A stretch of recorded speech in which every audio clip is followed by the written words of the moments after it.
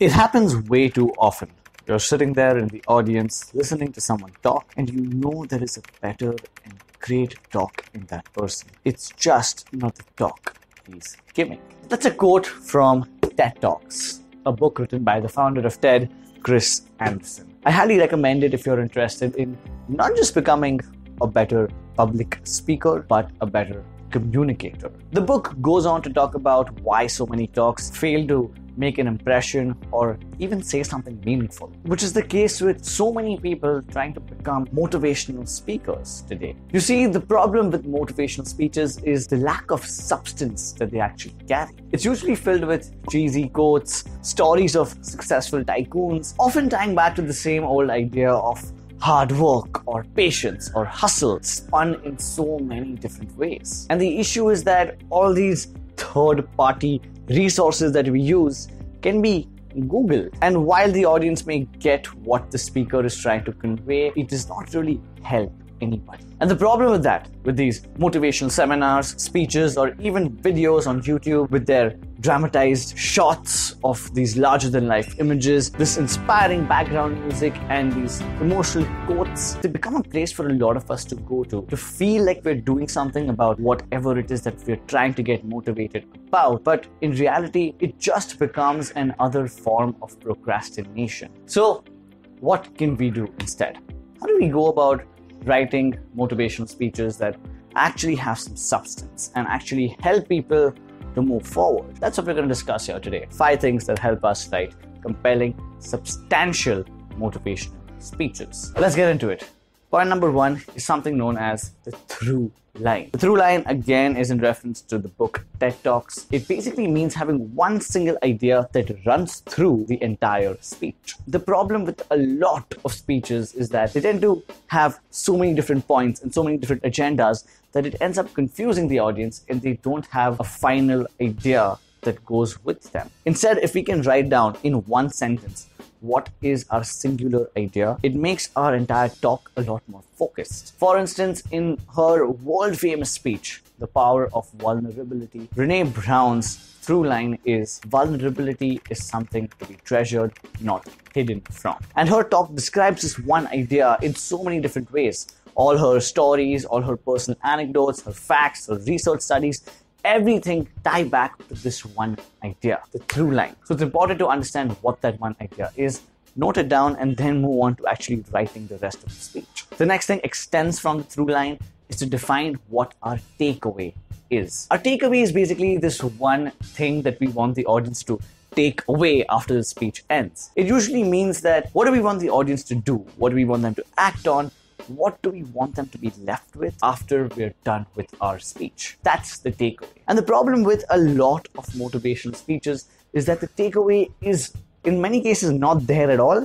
So it's just a bunch of quotes and stories and whatnot with no defined action for the audience. So people are left with a feeling that makes them feel good, but does not really result in any action. Or in other cases, it's something that's very, very generic and that we already know. Like, work hard, don't procrastinate, and be patient with your goals. So we need to make sure that what we want the audience to take away from our speech is something that is unique. If we go deep into studying psychology, we'll understand that we as humans tend to get bored of patterns. If something is repeated to us multiple times over and over again, we understand the concept, but we get bored of it. That's why so many big issues like climate change or racism, even though they are spoken about and they're so apparent in our lives, we don't feel too much about it unless it happens to us or to somebody very, very close to us. We've unfortunately kind of become numb to those topics, with exceptions, of course. So we need to make sure our takeaway is something that the audience has not heard of before.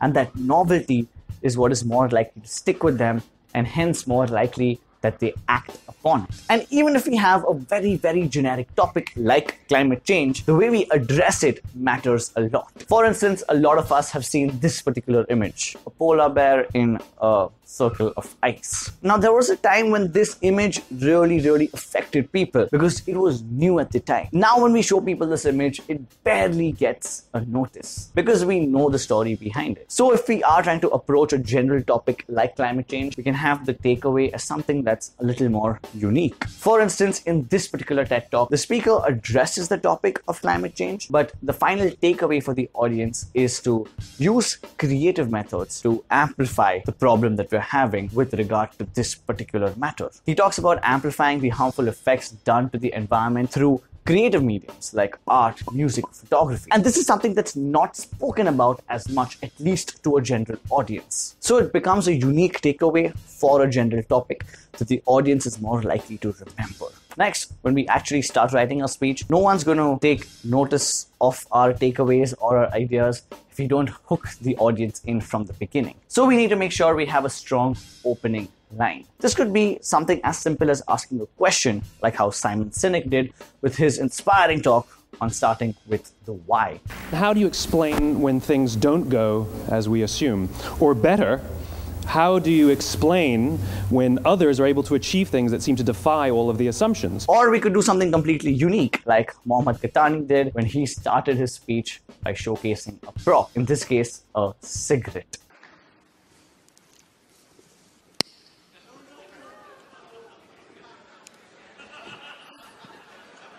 What?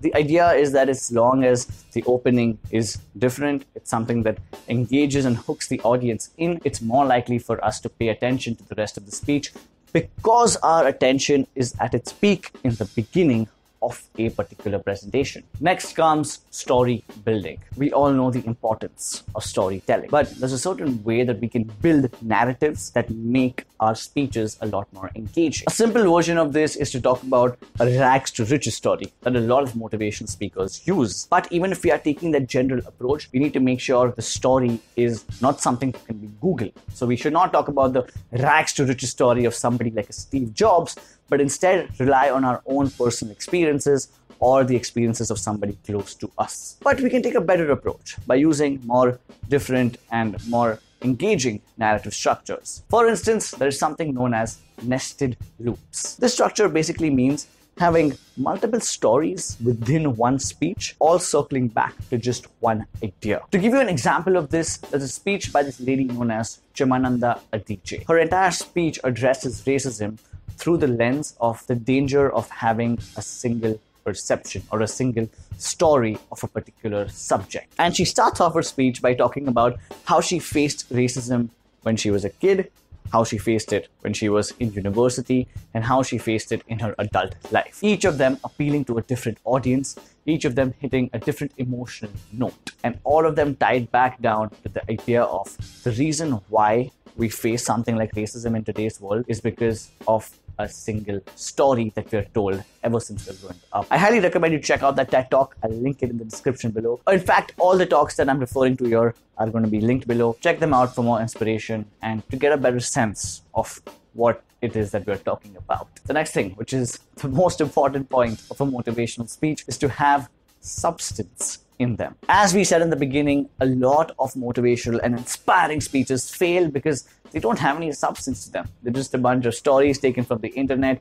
weaved together and called a speech. And there's a very simple framework that we can use to make sure that we are adding in enough substance to a speech. And that is to use the framework of ethos, pathos, and logos. And there's no need to get caught up in the jargon of these words, but ethos stands for credibility. What type of credibility can we build of ourselves so that the people who are listening to our speech know that all the information is coming from a legitimate source. Pathos stands for the emotional appeal. This comes back to our narrative structures and our story building. Is our story hitting an emotional note with the audience? And finally, logos means logic. While we can have a bunch of stories that make people teary-eyed or make them laugh or get any sort of emotions out of them, until we don't have some facts or statements that support our arguments, support what we're trying to motivate the audience for, our entire speech will lack a certain amount of rationality. So as long as we make sure that we're adding in all elements of credibility, ethos,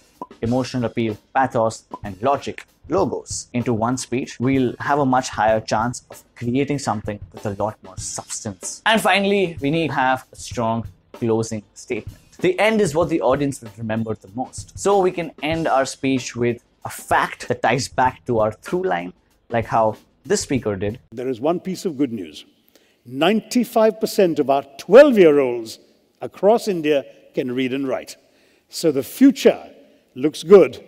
And as far as the workforce is concerned, if we can get all these other pieces in place, we can say to the rest of the world, we're coming.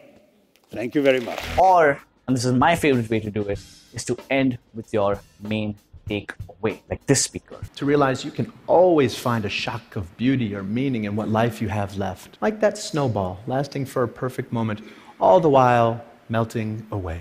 If we love such moments ferociously, then maybe we can learn to live well, not in spite of death, but because of it. Let death be what takes us, not lack of imagination. Now, we've covered a lot of ideas on how we can write better motivational and inspiring speeches. So hopefully people will be able to craft stories that help an audience or their listeners take action instead of just feel good. Hopefully in next videos, we'll cover more aspects about delivering motivational and inspiring speeches.